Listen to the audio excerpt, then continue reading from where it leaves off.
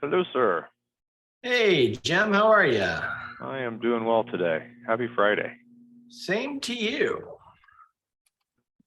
Hey, and we got Allison. Ooh, Hello. and Matt. Woohoo! Hey, look at that. How are you feeling, Jason? I think last time I spoke with you, you were under the weather. Yeah, thank you so much for asking. I'm feeling so much better. Yeah, I had COVID a couple of weeks ago, and it was comparing to other people that I know who have had it. I think I had could have been a lot worse, but I didn't have the easiest case of it either. So it kind of kicked my butt a little bit, and but I am doing much better. I'm still tiring out a little bit more at the end of the day than I'm used to, but it's getting back. Went running yesterday for the first time in a couple of weeks, and That's good. that felt good. So we're getting there. We're getting there. Good to hear. Yeah. Yeah. Hey, Matt, Manesh. Matt, so nice. We have him twice. What's going on, Jason? How's it going? I know, right? Yeah, I'm gonna have to transfer to my phone here in about 30 minutes, but glad to hear you're back on the mend. Thank you. Appreciate that. Appreciate that. I am in a abnormal spot for me. I'm not in the studio at home. I'm at the method office. What's going on? There's no cafe background. I know, right? I am at the method office here in Dunwoody. We're gonna have we've got the product coffee leadership team, volunteer team is gonna have a meeting here. So I'm in the office on a Friday, which I don't often do. So there we go. But I'm glad you all could join. So I'm still kind of looking through the book, and we did bite off a pretty aggressive chunk of the book this week. And the reason that we bit off such an aggressive chunk is that we've got Teresa Torres coming to speak on September 16th. And I would like to also maybe do a product coffee session with just kind of some key takeaways from the book and a book discussion in a regular product coffee. So I just wanted to kind of blaze through the book as a group and discuss some high points. I mean, obviously, I think anybody can sit down and read this book in a few days. It's pretty meaty. Applying it is not it.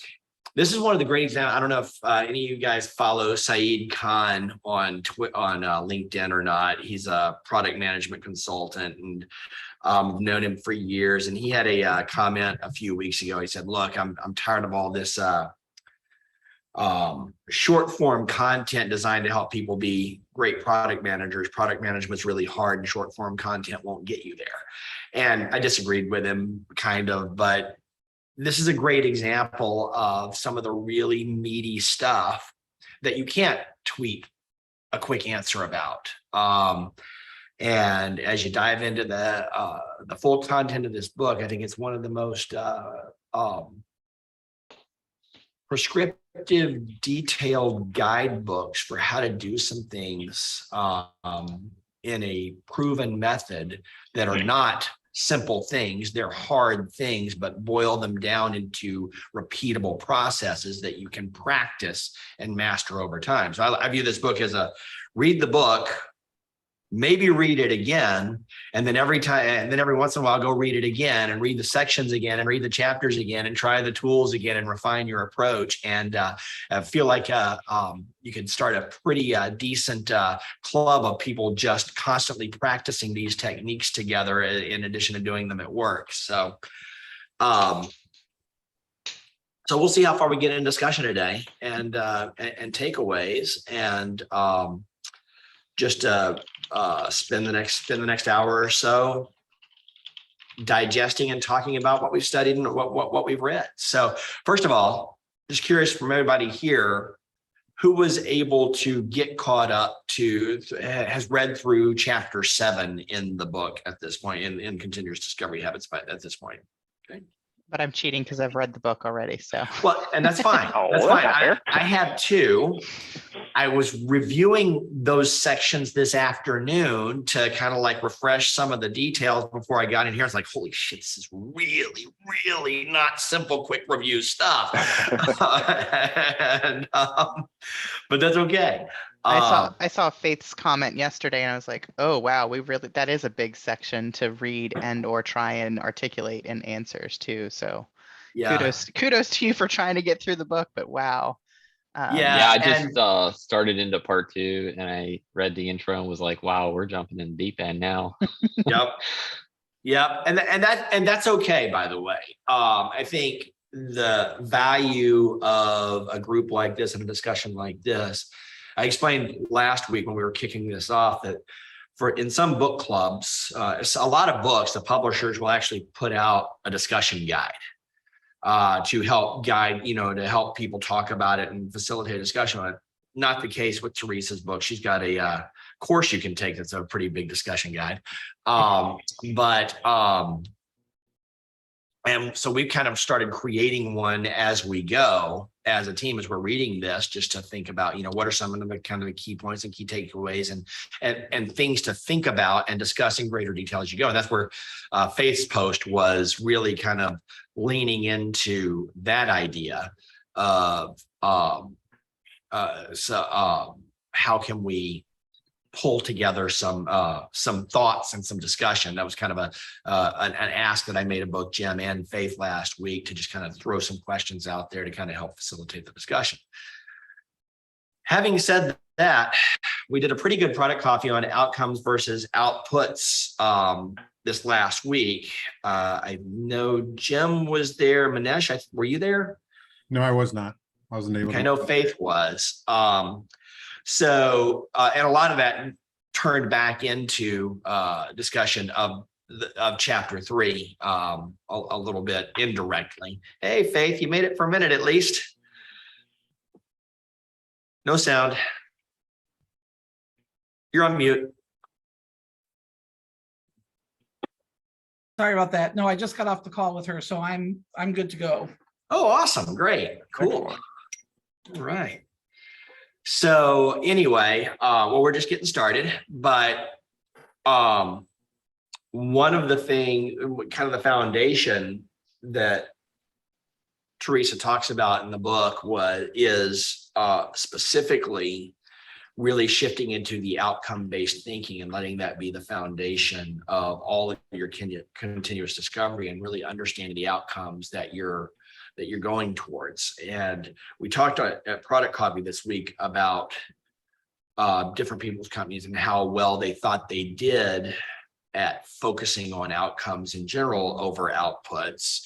And I think there was a pretty general consensus, at least from the folks that we talked with, that they feel like for the most part, most of the people that were on the call felt like their companies are moving towards outcome-based thinking pretty well, but are not necessarily proficient at it, have a lot of weakness in the area. And that seems pretty logical. I know Jim commented that he's got a team that is specifically less mature in the outcome versus output based thinking, but there's a desire to get there, I think is kind of how you express that, right, Jim? Yeah, exactly.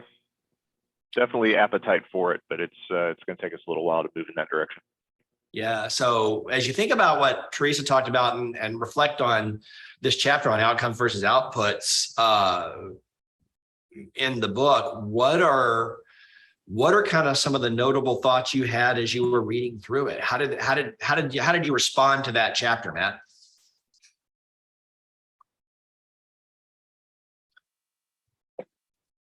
You're on mute on one of your devices.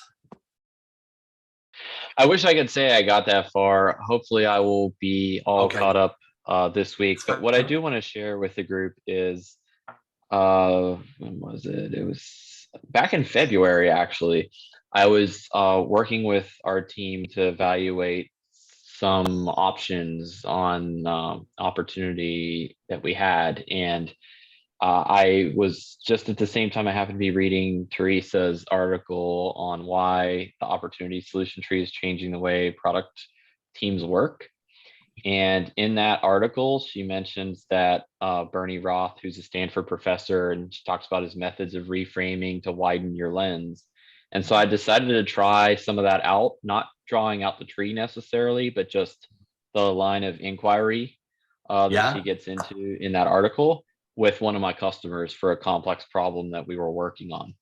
And surprisingly, it worked out pretty well. Yeah. We were able to dive pretty deep into this problem that is there and come up with some options, for possibilities that we could explore to solve this problem. So I thought that was really cool. And I'll see if I can post a link to the article here in the Zoom for you guys to Yep. check out. But that was my first exposure to Teresa Torres and continuous discovery here. And so I've been intrigued since and have been talked to a couple product managers about them using OSTs and what their experience has been like. So definitely interested in hearing what everyone else here has to say about their experience in discovery. Allison, you've read the book at least once before, and you're kind of coming back into it.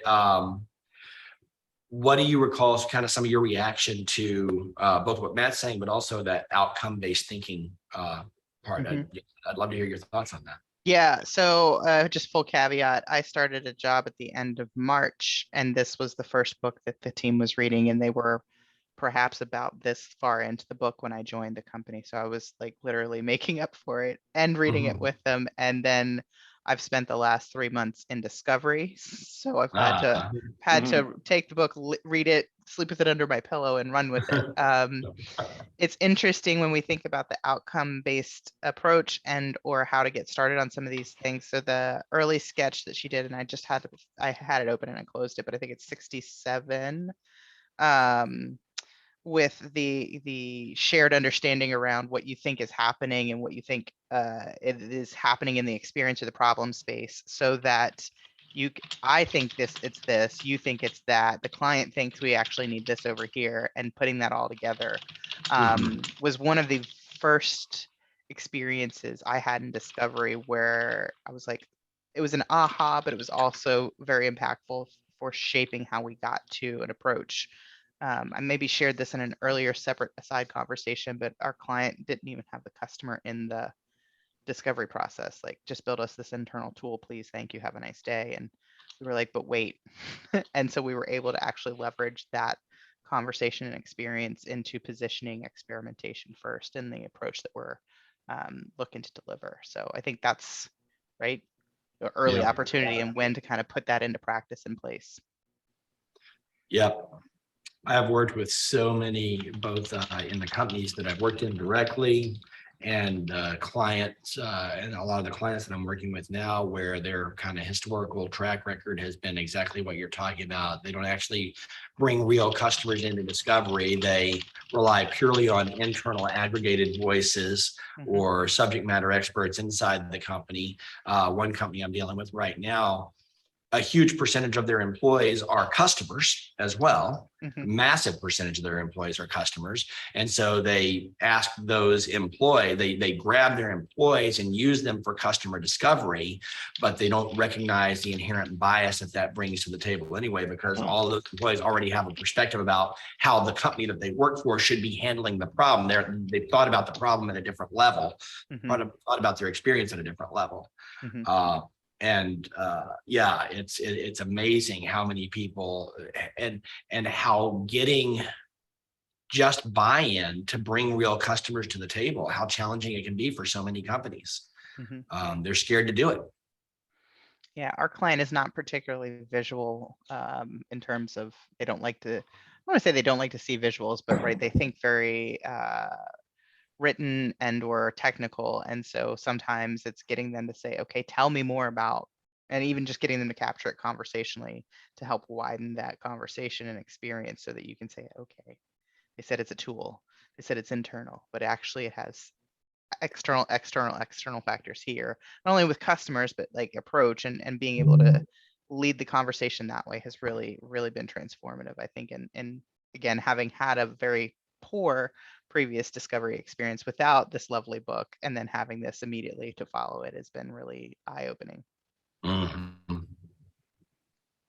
Yeah, I continue to be impressed with the content in the book. And Matt, funny thing, I haven't actually read that article, but I've sent lots of people to that article, even though I've never personally read it, just because I've heard so many good things about it. I'm like, I was talking to a guy who was going into a job interview.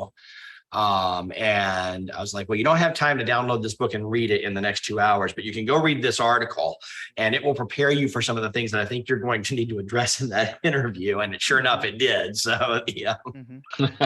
Yeah, I felt guilty. I was like, I've heard so much about Teresa Torres, and I have this book of hers just sitting on my shelf here. And I was curious, like, where did all this come from? Where did this originate?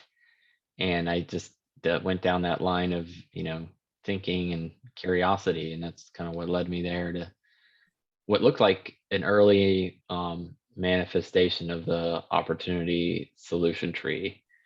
So definitely looking forward to digging into more here. Yep, good.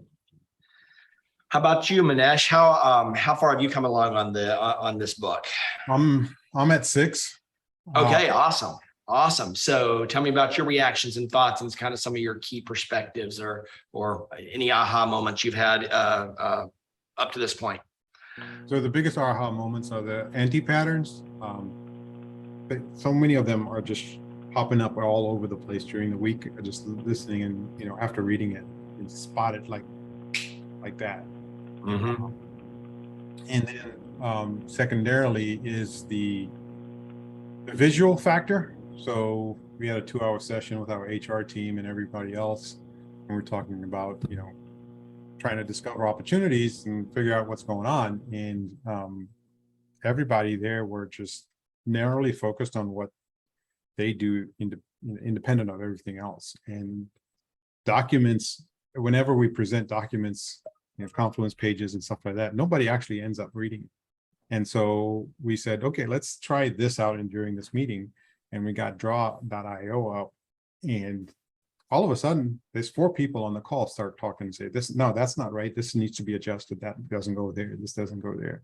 And so that visual aspect in chapter, I think it's 4, is basically what I was kind of toying around with. And it actually kind of, at least the first instance, that it changed the way the team interacts, as opposed to, some of them reading the emails while they're still on the call, and got them going in that aspect. And a lot of these things are not intuitive, but counter to what our normal behavior and culture is. It's the almost the opposite I feel is what we should be doing. And catching our biases is very important, and having those biases validated and invalidated is something that I think I'm going to try and cognitively focus on. Yeah, that's a good one. She really hammers on that a lot. And overcoming those inherent biases is one of the biggest challenges I've always faced. So, and it's not, and I'd like to say I'm Superman and I always avoid bias, but I don't. It is a trap that I think everybody falls into to some degree or another, and trying to confirm what you already believe. But I think one of the things that I was really excited about, specifically in terms of the tools and the habits that she's suggesting, similarly to drawing out that experience map and following that experience map. And as you're in an interview, trying to apply that experience map to the interview and understand how is this individual deviating or following along with it, I think that was a great insight for me on that very topic personally. I did want to comment on one other thing. I know it's in the previous chapters that you all had read, but she mentions this tendency to separate the problem space and the solution space, but that they actually work hand in hand together. It's funny because this book is challenging some assumptions that I've had in product people framing the problem and engineers designing the solution. and forcing me to rethink some of those ways of thinking. So I didn't know if anybody else had a similar experience while reading this book or similar sort of aha moment, but just wanted to share that. I did. Anybody else? I think to some extent, I was nodding my head. You guys can't see my head right now, but I was nodding my head when Matt was talking. It's saying things that we've been asking all kinds of different questions. It's like one of them was like the anti-pattern. Don't ask the who, what, when, where, why. Formulate it into a story. Simple things like that alone is an example of what we've been either trained to do or do on a regular basis. So I think trying it out and seeing how it performs is where I'm going to try and pick those things out and see if it works for me or not, or if I'm doing it bigger or better as we go along. Yeah. Matt, personally, I have always been very much focused. I used to joke about, one of my old bosses was kind of like trying to articulate the role of product management at our company back 10 years ago or so. And he jokingly said, the product manager's job is to define the problem and help provide enough insight into the problem space that the engineering and design team can help solve the problem. And then the product management's job is to then validate that we are indeed solving the problem. But he would jokingly say, so product management is the problem. And that was fun. But the engineers loved it because it was a product manager saying product management was the problem and you're the solution. So there was definitely a great relationship out of that joking commentary. But I think I have for so long, and to Manesh's point, I've kind of operated under that clear delineation of role and responsibility to try to help explain the nature of my job. And I've talked about it on Product Coffee a lot, of fundamentally believing that the product manager's job is to define the problem and validate that it is being solved well, or define the opportunity space. And Teresa is certainly challenging a lot of that thinking in a really healthy way. What I find really interesting is I look back and reflect on the people that I've worked with in the past. I find that a large percentage of the engineering team members and the design team members and the product team members that I worked with are very comfortable with that delineation of responsibility too. They're like, yeah, this is kind of the area that I'm comfortable in. This is where I want to be. So maybe it's just a little shift in perspective to create a better dynamic with the team and a more fluid interaction with the trio than it is to fundamentally change people's core competencies and core interests, but bring them together in a way that's more effective. I don't know. Faith, what do you think? Yeah, as you're talking, I'm thinking about some of the situations I've been in, where I've been fortunate to work with some experienced developers who really want to be part of the problem exploration and, hearing directly what the customer has to say. I think I have probably had a little bit of a different twist on what the nature of the product manager's job is, where I think of it more as ensuring that the team have a shared understanding of the problem space. But I think that even kind of doesn't really go as far as, Teresa wants us to go, in that there's a lot of different ways that the team could come to that shared understanding. And, this trio is strikes me as really powerful. I find myself wondering a little bit less about the techniques, because a lot of the individual techniques are things that I've done not in the context of a sort of holistic framework based on outcomes, but a lot of the techniques are techniques I've applied. So I find myself wondering more about kind of the organizational buy-in is one of the obstacles I've run into with similar approaches in the past. And the one kind of trio that I specifically tried to create was more in the, really more in the software solution space of, developer QA product, the quote unquote three amigos of Scrum. And to a lesser extent, I've kind of seen it in, trying to bring developers into the customer conversation, at least as observers in the customer conversation. And there seems to be just an organizational bias toward, well, you know what, we're paying the developers a lot. We're paying them to produce code. They're supposed to be producing software. So every minute that they're not at their desk coding is, a waste of our money. And so that's been one challenge that I have not figured out a good, set of tactics for addressing. And the other challenge has kind of been from team members themselves when we're kind of trying to do, sort of a more behavior-driven development and have the, the three disciplines together working on, Gherkin scenarios and stuff. Really, like you said, Jason's often the people themselves were like, oh no, you know what, you start the Gherkin and then, we'll take it and we'll turn it into tests. And the developers would be like, yeah, I don't know, we don't want to really work on these scenarios together. And if I would say that I just wanted, let's sit together and figure out how we're going to break up the work and like how we're going to define the happy path and whatever, they'd be like, yeah, okay.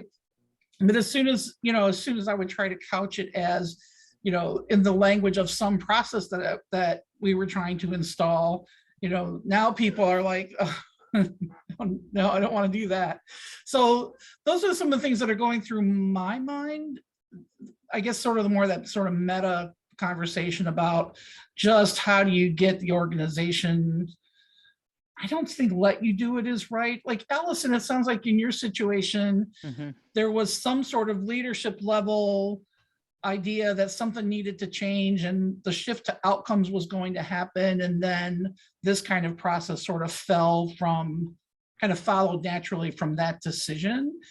And I'm wondering if that's a prerequisite that you have to have some sort of leadership level shift to outcomes before any of these techniques can become useful. I think that's a definite strong indicator. So listening to the whole conversation here, I mentally taking notes. I'll pause. Manesh, did you have something you wanted to share? I can answer after you. I didn't mean to interrupt there, Nope. Allison, but so my take, Faith, is that, and we're going through the same exercise right now, and we're asking our team members to basically come out of their skin and not do what they've been doing for the last 50,000 years, right? And so, it's going to be a process. I've come to the acceptance that it's going to be a process, and gradually, we want to make incremental gains. And that's what this book, when I was going through this, it's like these are the anti-patterns. These are the things that's like making me go, oh my God, we're doing this because everybody else has been doing it, and that's why we've been doing it, and not really thinking about the opportunity that we're trying to do, and having the team members be part of the outcome and what drives the outcome. So I make it an effort in certain teams to, and when we do a release of some sort, measure what's going on and then bring it right back to them and say, look, this is what you guys have performed. You've increased our number of hours by this much because of this thing that we released. And so now they weren't as bought in, they were more like what you were describing. And now they're more in tune with what's going on. And it's like, I'm still pulling teeth with some of the people with doing the Gherkin as well. But eventually, once we show them a few of the good gains, I think it just turns them around. There's no other reason why you wouldn't do it, because you just see the positive gains in there. And it's a process. And I think next year, I'm going to be working on increasing that as well, even better and better. And there's just a continuous improvement process. Go ahead, Allison. Thank you. So I, just listening to this conversation, think that I could probably fill the whole space myself. Maybe that's a product manager problem, but I have had probably every single one of the experiences we're talking about, and presently living through some of what we're hoping to achieve with the book. So I think it's a really interesting way to find something short and succinct to share here. But I'm thinking through like what Matt said, what Jason said, and a little bit of what both Manesh and Faith said around, we as product managers know that, this feels awkward, this feels forced, this isn't really the right way to come at this. And our goal is to bring everybody together. And I've always approached product management from, it's a full contact sport. I am not the subject, I'm not the knower in this. I am not the problem in the sense of I'm not going to bring it out. Like, I'm not going to tell you what the problem is. We're going to figure this out together, and then we're going to solve it together, and then we're going to build it together. And I'm wondering if some of the concepts in here about the collaboration, the continuous part of it helps us stand in that space, because I think as product managers, we're always like, well, why do I have to take the brunt of the problem when things don't go well, or we said it was this and it's actually that, and all of the things, the woes that we get as product managers. So Faith and Manesh, I hear you on the team's not ready to do the things, Gherkin and everything in between. I've sat on a team that didn't have any of that in place, but we had that collaboration of, it's a full contact sport and we're all in there together. And it definitely comes from leadership. It also comes from team leadership. So if you have team members that are willing to stand in that great awkward and figure it out with you, you'll get some traction, and then you can take those insights to your senior leadership team, or however you're structured, to say, this is why we have to do this, because we can do more, better. I don't want to say faster, but more better things as it relates to helping get to outcomes and solutions for our customers. Yeah, a lot of what you all are talking about, I just keep going back to the change management concept, right? And I've done this in multiple roles, not just in product, right? But everybody's resistant to change, and so you have to chip away at it slowly, right? So sometimes you can't get that top-down C shift, right? In, oh, hey, everybody, outcomes are wonderful, right? But if you can find some sympathetic ears in the organization, right? So if you can find somebody in engineering that, hey, does want to be a part of that product trio concept, and you can find a designer that'll work with you, and it's almost like an insurgency, if you will, or a revolution internally to get some quick wins, right? And then that spreads, right? Engineering people talk to each other across teams and across departments. Same with designers, right? So somebody feels empowered or feels excited about having been involved in a little experiment of one or more of these tactics pulled together for a specific project, and that spreads like wildfire. And suddenly you've got other people that want to be a part of that, and then that can eventually swell up into the leaders, right? So people saying, hey, why can't I be in a project like that? Or why does that team get to do those cool things? And it takes time, right? You got to be patient and you got to be persistent. But I've seen that successful, not just in from product management tactics, but just change management in general. I'm thinking of a situation where I think this particular formulation of trio with the dev lead or architect and the designer and the product manager would have actually probably solved some dysfunction on a certain project that I was on, where we did have a UX designer involved. He had a kind of old school conceptualization that he was supposed to create pixel perfect page level designs, which didn't mesh at all with the dev team, who wanted to do more of a component based front end and iterate on the implementation. And they would do a sprint, and the designer would be like, well, you know what, you didn't implement all these things off my pretty page. And it was difficult. Had we had used this kind of trio, then instead of the UX designer being kind of the dev trying to hold him at arm's length, and him kind of not doing his old thing and getting frustrated because it wasn't working, had we used this kind of trio and started off with the experience mapping, we would have leveraged the knowledge that guy had, not just about design, but of what his experiences had been with the customers and with the existing application. And we'd have been able to bring that in and integrate it. And right from the beginning, the the dev side might have valued his perspective more, and he might have been more, become more invested in like how the developers wanted to do things. And this whole approach of continuously learning might have brought him in a different way. I shouldn't say bring him in, because it was really the three of us who were like, disconnecting like gears that weren't really meshing properly. But I could definitely see how this approach could have made a big difference in the dynamics in that project had we started off this way.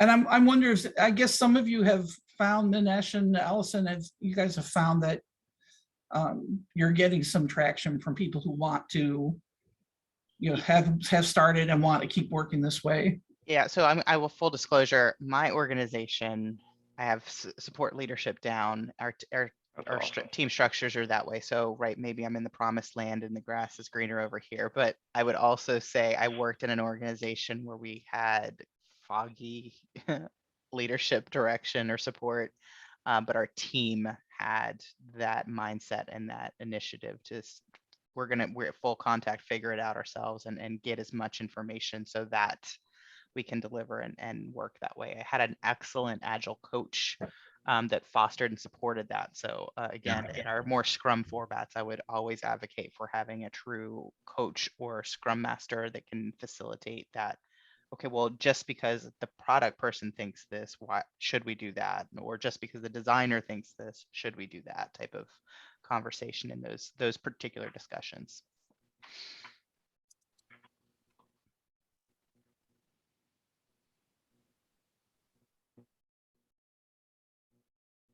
So I think, at the broad level, is really causing us to really think through how we've approached a lot of things. I'm curious to get down to the tactical level.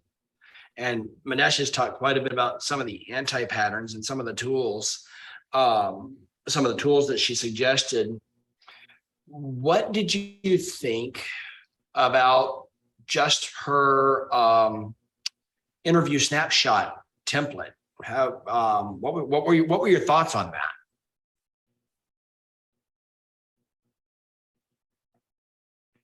Too little, too big, a useful tool?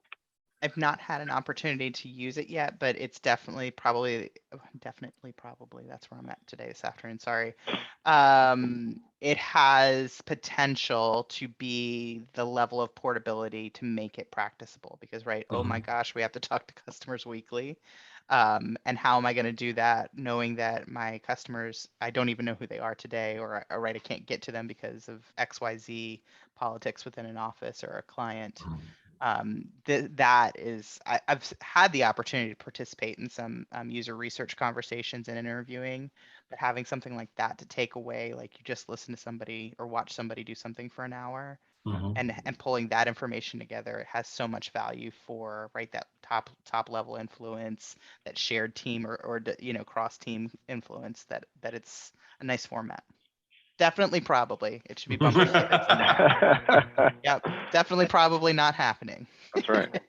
I think one time somebody caught me saying, I am 50% confident that this will definitely solve the problem.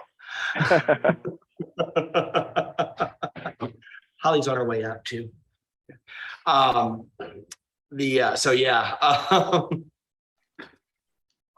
Who else? What are your thoughts, Jim? Yeah, I don't know. I've kind of flipping back through those pages a little bit, and I remember reading that and thinking, yeah, is weekly really achievable? I mean, I think about some of my folks today who are like, look, I'm already on, 20 meetings a day or 20 meetings a week, and I only get this much thinking space. And so now you want me to add another meeting, right? That's always the response whenever you propose something like this. But the kind of the format that she proposed was new to me. And so I didn't get a chance to think on it deeply enough to be able to commit to using it, if that makes sense. That's one of those I'm gonna have to circle back to and think about a little bit, to be honest.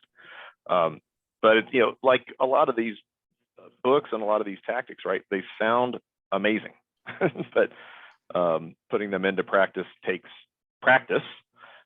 Which, Jason, I know I've pinged you a couple times on that. Some of the best sessions we have are when we go through an exercise with a tool and actually use it, as opposed to just talking about it, that sort of thing. But yeah, I worry, and at least in my organization, I worry about the feasibility of that cadence and the extra work that comes out of, because it's not just the half-hour meeting every week, right? It's the preparation before, it's the debrief after, it's documenting what you've captured, and then ultimately it's going back through those results and trying to look for the patterns, or pull out the nuggets that you can. And so I think, again, just a staffing challenge more than anything else. Yeah, that's a good point. So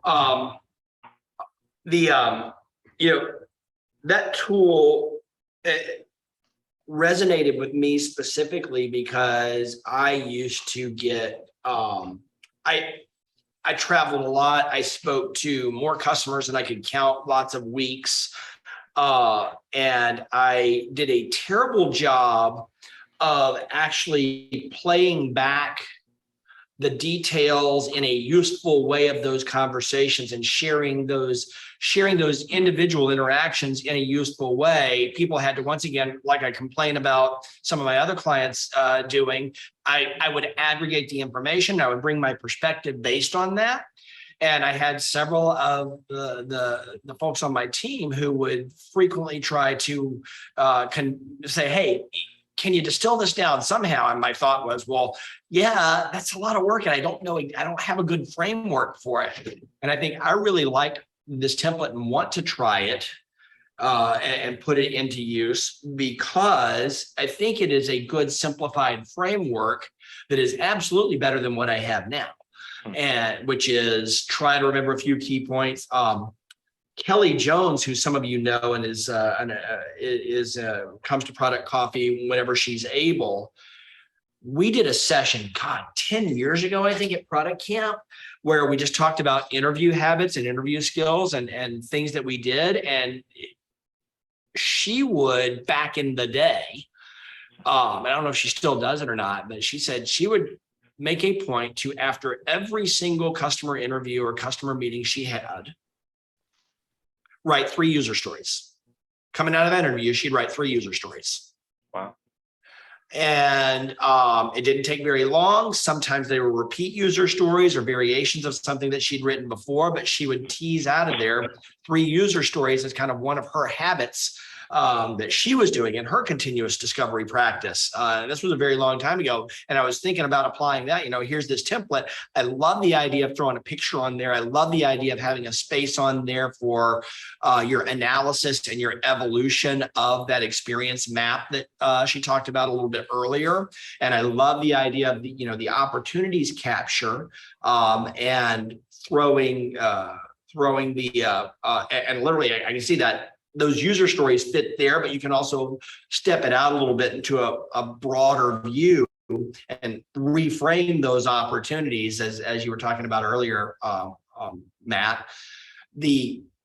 What I don't know that I think I'm going to need to practice is the quick facts kind of context setting of the interview in a way that is useful to someone who is looking at that single page that's not me, that wasn't there. Mm-hmm. How can I give them some facts that would help them? Can anybody think of a place that an interview that you've had, a customer interaction that you've had, and think of like what some quick facts would be that would be helpful for context setting? So specific to like, I'm a customer interview and like the things that you would want to fill in that box. Is that what are some examples? Yeah. What are some, because she didn't give any examples of what good looks like in the book. That was one of the things that that's actually one of the things I'm kind of disappointed in. And what I've read, she doesn't give examples of what good looks like. She just talks about it theoretically. Yeah. You got to sign up for the class for that. Yeah, exactly. I wonder, and maybe this is me smushing some more things in from other places, but if we think about our user personas, like their pain points, and what things they're trying to achieve, or maybe some of the early parts. So right, that the thing I'm trying to achieve is that user story that you were just speaking to with your colleague. But their pain points, right? We're going to either see or hear it directly from them, depending on the type of interview. And so, like, here's this customer. Again, maybe you ask them some of those demographic informations, like how much do they use the product or which product they use if you're supporting a suite.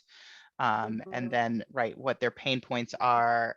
And again, if you're after, I've seen some work when I was in the banking industry around how this persona ties up to a longer journey of, so right, maybe not the whole map, but this is a savings focused individual versus a spending focused individual, or someone that's very focused, or again, banking, so slightly Okay. different context Yeah. there. But right, where do they fall on our spectrum of customers?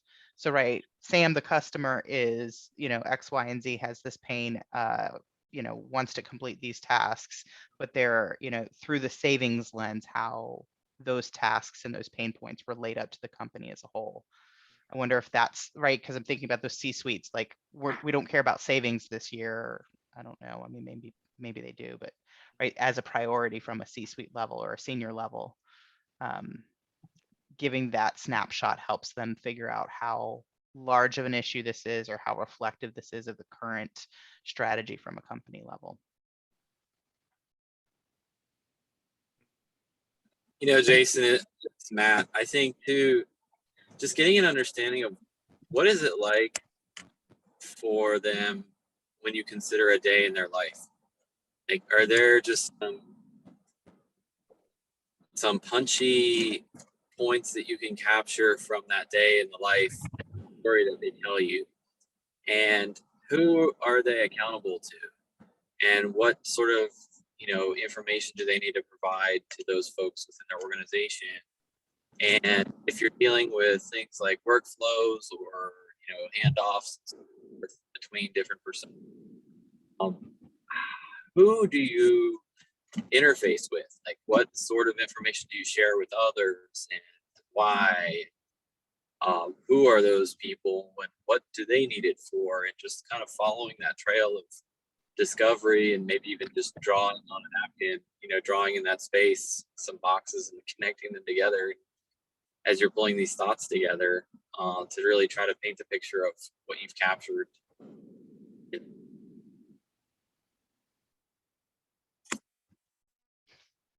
Anesh, did you get me again on a definite? I just saw the chat.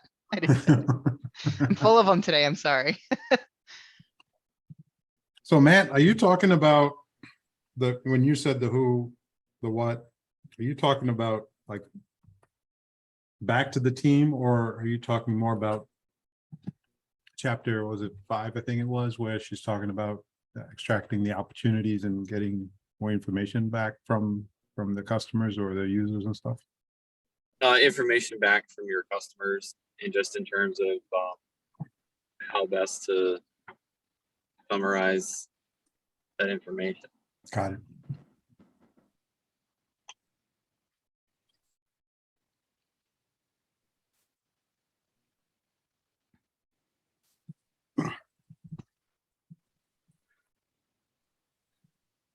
So I think one thing I wanted to do, we've got about 12 minutes left, really a little bit less than that because I need to switch context for another meeting. But Faith, you had gone through and you had teased out a lot of concepts. Is there one of the as we're kind of going through the book, is there something that we haven't gotten to that you really wanted to talk about and dig in on, maybe to get deeper understanding or get other perspectives on, that we haven't touched on yet? Anyone, but I know Faith, actually, we were kind of having a side chat and she like wrote a bunch of stuff down. So You don't think I actually remember something I wrote down 2 hours ago, do you? I've got your notion up here somewhere. Here it is. Let's see here.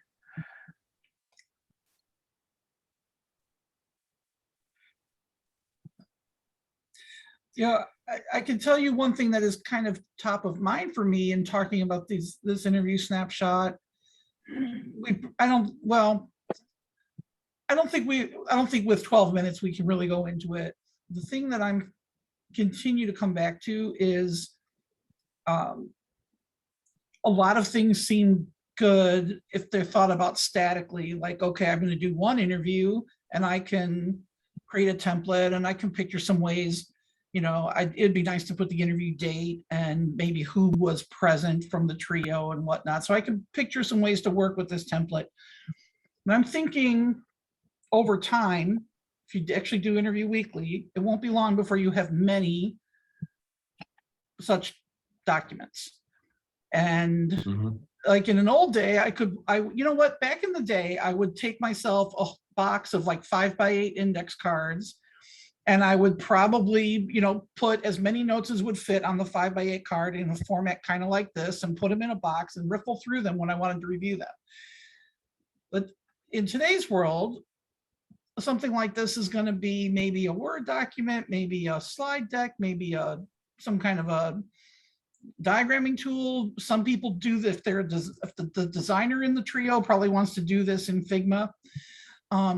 So now you're collecting information.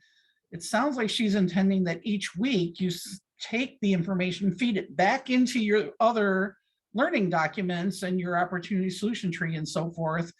So then do these documents just kind of go in an archive, and once you've integrated the learnings, then they're basically done, or they're kind of like for just in an icebox sort of for reference? Or because I'm kind of picturing that unless there's a way for them to be visible so the whole team can access them, or they're in some way indexable, so that you can, so you can kind of go, wait, didn't somebody else talk about that? Like, how could you go once? I mean, by the time you get through 2 quarters of interviews, it would become too many, especially if they're like Word documents or something. Like, how are you ever going to go back through them? So maybe that's something those of you who are already kind of doing things this way. I mean, are the interview snapshots really kind of disposable once you integrate the learnings into something else? But it's that kind of dynamic nature of the process, and as things accumulate, then what do you? Yeah, it's the subtle costing, exactly. But then what do you end up doing with these things? Do they have kind of evergreen value, or persistent value, or are they really just kind of, okay, we've synthesized our thoughts from this interview and we update the rest of our documents, and then these things just kind of go into cold storage? I wonder if there's a hybrid way, old and new way, right? I heard you with the index cards, and I'm a lover of post-it notes, so I hear you on that. But I wonder if there's a way to, and the experiences I've had with customer interviews was related to a specific initiative. So unless you're going to revisit that again, they maybe do have a shelf life. But is there a way to capture that information in an Airtable, some type of database, so that, okay, every 3 years we reinvent the wheel on X? Let's look, as a precursor to the next iteration. And I hate to say it's 3 years, but that's the reality. We do something, we blow it up, and then we do it again. So like having that as a backlog / archive of what we knew 3 years ago, how does that inform our approach for who we're going to interview today, type of deal? And it could be a shorter cycle. 6 months ago, folks were saying they don't care about X, and now we have a rampant uptick in this particular issue. Where did it come from? So like having a digital archive of those sentiments might be a good way to, again, not keep all the Post-it notes, but reflect back on trends, because things are cyclical, even if we like to think that they're original and new. Yeah, I remember. Go ahead. No, I was going to say, I liked a couple of things I'm hearing there. One is Airtable. I think that's something I would definitely look into for this kind of information. The other thing is the idea of kind of having a shelf life. So maybe once you're not working on a certain outcome anymore, since she says use the outcomes to scope the interviews and kind of contextualize them. So they're not just general discovery, they're targeted for work for specific outcomes. So if the outcomes change, maybe the interviews change. At the same time, though, we're kind of encouraged to let people talk about whatever is important to them, which might or might not feed the current outcome, might lead to creating new outcomes.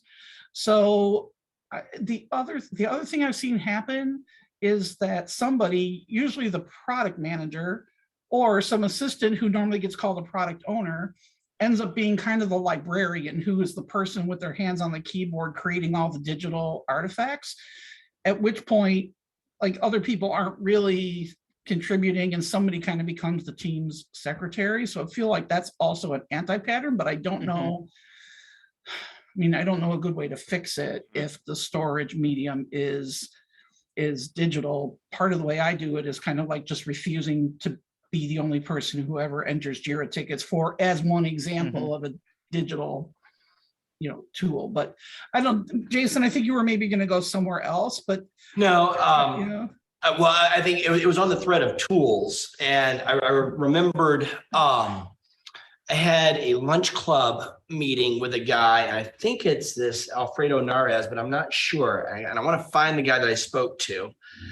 He had created he was creating a startup that specifically what they were doing was kind of recognizing what you're saying, that these interviews kind of have a shelf life, but he was looking at the persona side of thing and persona management. And what he was, the problem space that he had uncovered was that, you have all these enterprises that have lots of different working groups that create personas for their work, and they have customer interviews and they have data to back up their personas and to validate their personas with, but then they don't share those. So people keep redoing the work over and over again. So he was creating a tool to manage personas at an enterprise level and continuously update, validate, and adjust them so that people didn't have to do as much rework, and they could actually advance and create. They could continuously validate at the enterprise level, and so that the stuff didn't go as stale. And also preventing rework and redoing things. And I wonder, and I was trying to find him, I wanted to see if I can track him down and see how that's going, because it seems like there's actually there's likely to be a bespoke tool that would be really good for helping to manage the relevance and freshness of these interviews. I was just wondering if there was something out there to kind of keep track of that. But you raise a really good point. In fact, I'm just about to message a developer friend of mine to see if he might be interested in doing something about like a side project. There you go. I was going to mention one of the sponsors on, I think it's the Lean Product Meetup, Dan Olson's Lean Product Meetup. Yeah, and I've come across them before. I think it's an Australian company named Dovetail. They are used for cataloging user research, and it sounded quite interesting to me. So that might be something worth looking into in terms of where to capture this information and being able to catalog it, search it up like a database. Yeah, almost like capturing all your user interviews and stuff. It kind of reminded me in some ways of Otter AI. But more so, a little bit probably more expansive on the organization of the information and capture of it. So that might be worth looking into. Cool. Yeah, I just looked it up, and they've got a freemium model, so you can check it out. That's cool. So we are at time, but and we didn't even get to chapter 6 and 7 really. So, and I knew it was a big chunk. So why don't we just plan on hitting opportunity solution trees and kind of wrapping up those habits with 6 and 7 next week? Because I know not everybody has even read up to that point yet. And if you want to read ahead, that's fine, but make sure that you refresh yourself on 6 and 7 coming back into it next week. Does that sound good to everybody? Sounds great. Sounds good. Cool. All right. This is fun. I really love doing this with you guys. I hope it's a valuable use of your time as well. Absolutely. Great. Thank you. Yeah. Thanks, everybody. Yep. Have a good weekend. Have a great weekend. See you next week. Bye-bye. Bye.